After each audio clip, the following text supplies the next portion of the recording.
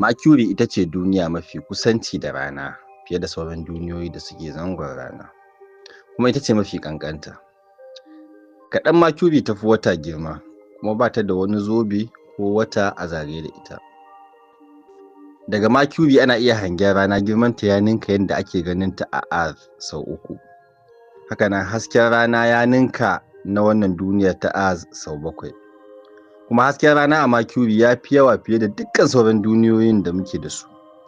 Amma duk da kusancin Mercury da rana fa kai Venus zafi ba. Shekara ɗaya kwana 88 ne a Mercury, wato kwanakin Earth guda 88. Amma kwana ɗaya a Mercury kwanakin Earth 176 ne, wato daidai da shekaru 2 na Mercury. Kenan a Mercury sai an shekara 2 yake zama kwana ɗaya. Wato hakan yana nufin kafin rana ta fito ta faɗi a yi dare a yi rana. Amma Mercury tana juyi akan mazauninta, wato rotation, cikin kwana 56 ne. Mercury tana cikin jerin duniyoyi masu duwatsu, kuma a cike take da ramuka da kwazazzabai. Kuma yawancin ramukan an sanya musu sunayen mawallafa daban-daban na wannan duniya. Kumbon Marina 10 da kumbon Messenger su ne kawai kumbunan da suka kusanci Mercury a tarihi. Sun zagaya ta, sun ɗauko hotuna na bayananta, sun gudanar da gwaje-gwaje. Kuma yanzu haka kumbon Bepi Colombo, mallakin hukumar sararin samaniyar Turai, yana kan hanyarsa ta zuwa Mercury. Kuma ana sa ran zai isa waccan duniyar a shekarar 2026.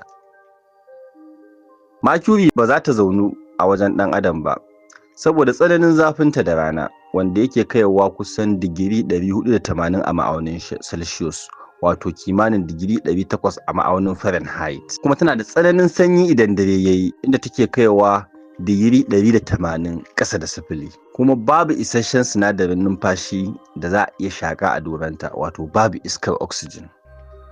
Ba a gano wata halitta tana rayuwa a Mercury ba, kuma ba a gano alamar cewa wata halitta ta taɓa rayuwa a duniyar Mercury a baya ba. Masu bincike dai suna ta bincikar duniyoyi da watanni don gano wajen da zai zaunu bayan duniyar Earth, kuma har yanzu ba su gano ba, wato dai su samo matsera ko da Earth ɗin za ta ji daɗi. To a kimiyyance kenan, daga nan Jupiter.